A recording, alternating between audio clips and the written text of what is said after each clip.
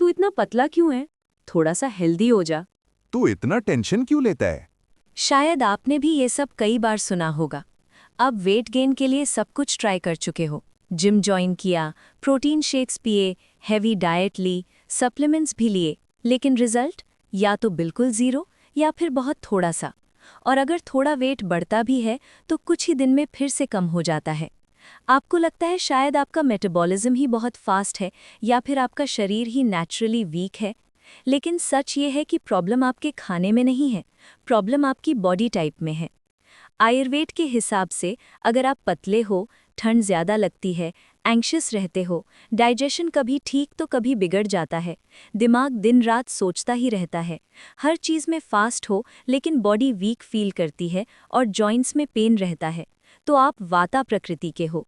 और जब तक आप अपनी प्रकृति को समझकर अपनी डाइट और लाइफस्टाइल को चेंज नहीं करते, तब तक वेट गेन सिर्फ टेम्परेरी ही रहेगा।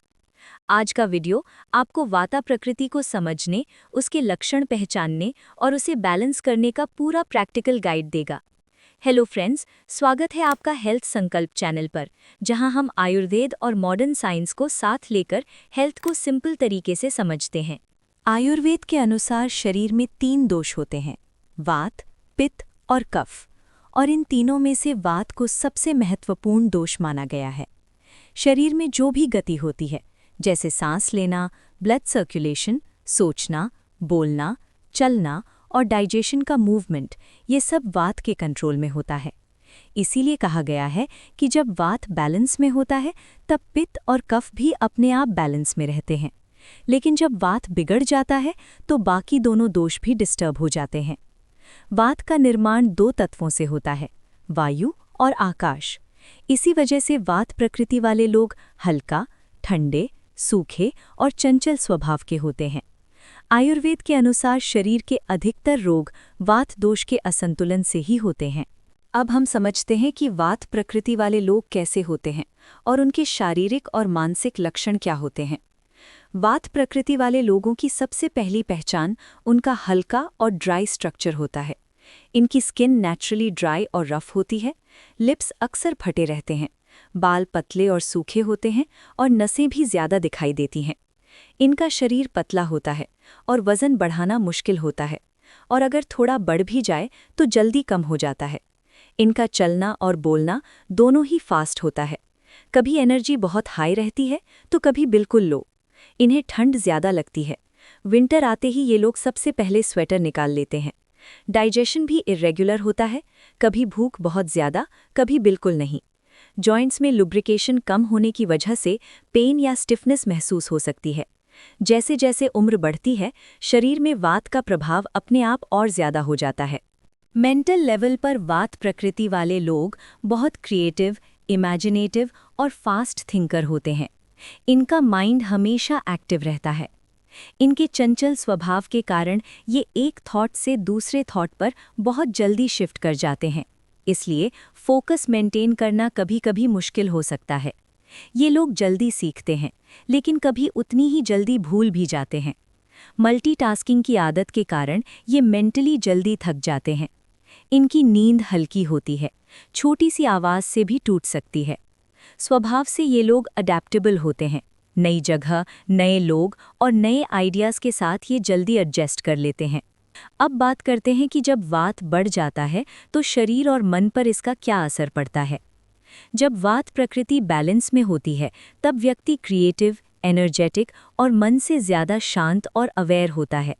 लेकिन जब वात बढ़ जाता है तो सबसे पहले शरीर में ड्राइनेस बढ़ जाती है।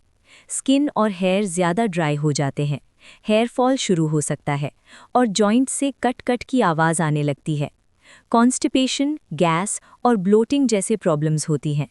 माइंड लेवल पर ओवरथिंकिंग, एंग्जाइटी, फियर, रेस्टलेसनेस और नींद की कमी होने लगती है। महिलाओं में इर्रेगुलर पीरियड्स, कम या ज़्यादा फ्लो और क्रैम्प्स भी हो सकते हैं। इस तरह धीरे धीरे शरीर और मन दोनों ही डिस्टर्ब होने लगते हैं। अब बात करते हैं कि इस बढ़े हुए वात को कैसे बैलेंस किया जाए। आयुर्वेद का एक सिंपल सा नियम है, जो ज़्यादा हो जाए उसे उसके ऑपोजिट से बैलेंस करो। सोचिए, अगर बहुत ठंड हो तो आप क्या करते हो? स्वेटर पहनते हो। अगर शरीर थक जाए तो क्या करते हो? आराम करते हो। बिल्कुल इसी तरह अगर वात के कारण शरीर में ड्राइनेस बढ़ गई हो तो हमें ऑयली और स्निग्ध चीज़ें लेनी चाहिए। अगर शरीर में ठंडक ज़्यादा हो तो वार्म और गर्म तासीर का भोजन लेना चाहिए। और अगर शरीर हल्का, कमज़ोर या अनस्टेबल फील करे तो नरिशिंग और ग्राउंडिंग फूड और रूटीन अपनानी चाहिए। इससे वात धीरे धीरे बैलेंस होने लगता है। इतना सा प्रिंसिपल समझ लिया तो आधी समस्या वहीं सॉल्व हो जाती है। वात के लिए लुब्रिकेशन बहुत ज़रूरी होती है। जैसे पुराने दरवाजे को स्मूथली चलने के लिए ऑयल की ज़रूरत होती है, वैसे ही वात बॉडी को भी नरिशमेंट और लुब्रिकेशन चाहिए, अंदर से भी और बाहर से भी। अंदर से नरिशमेंट के लिए घी, हेल्दी ऑयल्स, तिल के बीज, सरसों के बीज, मूंगफली, नारियल, अलसी, बादाम और अखरोट जैसे नट्स और सीड्स को अपनी डाइट में ज़रूर शामिल करना चाहिए। ये चीज़ें डाइजेशन को सपोर्ट करती हैं, कॉन्स्टिपेशन को कम करती हैं और हेल्दी वेट गेन में मदद करती हैं। बाहर से ऑयलिंग के लिए तिल का तेल, नारियल का तेल या मूंगफली का तेल यूज़ कर सकते हैं। इनमें से तिल का तेल वात शमन के लिए बेस्ट है। रोज़ाना या कम से कम हफ्ते में 3 दिन सुबह शावर से पहले हल्का सा तेल गरम करके पूरे शरीर पर लगाकर मसाज करनी चाहिए। अगर डेली पूरे शरीर की मसाज पॉसिबल ना हो तो रात को सोने से पहले पैरों के तलवे, सिर और नाभि के आसपास तेल या घी से मसाज करना बहुत फायदेमंद होता है, क्योंकि ये वात के प्रमुख स्थान माने जाते हैं। रात को सोने से पहले शुद्ध देसी घी नाभि में 1-2 बूंद और नाक में 1-1 बूंद घी लगाना भी लाभदायक होता है। अगर प्रॉब्लम दिमाग की चंचलता से जुड़ी हो तो घी ज़्यादा बेहतर होता है, और अगर जॉइंट पेन या बॉडी पेन ज़्यादा हो तो तिल का तेल ज़्यादा इफ़ेक्टिव होता है। इससे जॉइंट पेन और स्टिफनेस में राहत मिलती है, नर्वस सिस्टम शांत होता है और नींद भी सुधरने लगती है। अगर वात का प्रॉब्लम बहुत ज़्यादा हो तो आयुर्वेद में बस्ती चिकित्सा को सबसे प्रभावी माना गया है, जो हमेशा ट्रेंड आयुर्वेदिक चिकित्सक के गाइडेंस में ही करवानी चाहिए। अब बात करते हैं कि कौन सा फूड लेना सही होता है। वात की प्रकृति हल्की और सूखी होती है, इसलिए इसे बैलेंस करने के लिए वार्म, कुक्ड, ऑयली और हेवी फूड लेना ज़रूरी होता है। स्वीट, सार और सॉल्टी टेस्ट वात को बैलेंस करते हैं, इसलिए खजूर, मुनक्का, गुड़ और खीर जैसे स्वीट ऑप्शंस लिमिटेड मात्रा में लिए जा सकते हैं। फ्रूट्स में बनाना, चीकू, पपाया, अंजीर, राइप आम और मीठा अनार वात के लिए ज़्यादा उपयोगी होते हैं। रूट वेजिटेबल्स जैसे शकराकंदी यानी स्वीट पोटैटोज़, गाजर, चुकंदर और पम्पकिन भी बहुत अच्छे होते हैं। मूंग दाल और मसूर दाल वात के लिए सूटेबल हैं, जबकि बहुत ज़्यादा चना या राजमा गैस बढ़ा सकते हैं। हमेशा याद रखें कि खाना गर्म और ताज़ा होना चाहिए, क्योंकि फ्रिज का सीधा निकाला हुआ या कोल्ड फूड वात को और डिस्टर्ब करता है। अब बात करते हैं कि एक्सरसाइज करते वक्त किन बातों का ध्यान रखना ज़रूरी होता है। वात लोगों को मसल बिल्डिंग एक्सरसाइजेस करनी चाहिए, जैसे स्क्वाट्स, पुशअप्स, प्लैंक्स और लाइट वेट ट्रेनिंग। इससे शरीर स्ट्रॉन्ग होता है, मसल्स डेवलप होती हैं और बोन्स को सपोर्ट मिलता है, वेट स्टेबल रहता है। बहुत ज़्यादा हैवी कार्डियो, रनिंग या फास्ट वर्कआउट नहीं करना चाहिए, क्योंकि इससे वात और बढ़ जाता है। ऐसा करने से वेट और कम हो सकता है, जॉइंट्स में पेन बढ़ सकता है। वात प्रकृति के लोगों के लिए रोज़ 15-20 मिनट धूप में बैठना बहुत फ़ायदेमंद होता है। इससे डाइजेशन बेहतर होता है, बोन्स मजबूत होते हैं और मूड भी थोड़ा इम्प्रूव होता है।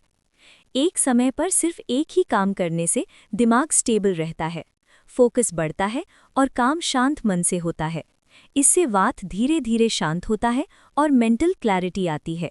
बहुत ज़्यादा फास्टिंग, लेट नाइट जगना, over exercise, cold drinks, fridge का खाना, एक्सेसिव ट्रैवल और इर्रेगुलर रूटीन वात को बढ़ाते हैं। वात बॉडी को रूटीन पसंद है, इसलिए डेली सेम टाइम पर खाना, सोना और उठना बहुत फ़ायदेमंद होता है। डिनर 7-7:30 बजे तक करना और 10-10:30 तक सो जाना बेस्ट है। तो आज से अपनी बॉडी को कंपेयर करना बंद करिए और उसे समझना शुरू करिए।